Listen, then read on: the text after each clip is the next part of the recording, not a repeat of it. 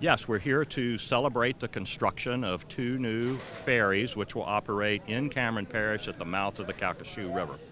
They call it a keel laying ceremony. The boats are not ready to be launched yet, but they're to a point where the central sections are under construction here, and other components of the ferries are under construction at other shipyards, and they'll be brought together to finish the boats, and then they'll be launched.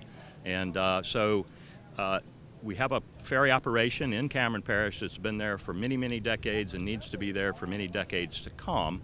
If the ferry is not in service, the drive around from one side of the Calcasieu River to the other along the coast is over 100 miles, so that's quite an inconvenience. The people that rely on the ferry down there now, whether they're there for work or they live there or they're there as tourists, having a reliable ferry service is critical to planning your trips, particularly your business trips. And we heard from some of the speakers this morning that even from a law enforcement perspective, if you take a suspect into custody on one side of the river and the ferry's not operating, you've got to drive that suspect all the way around to book them into the jail.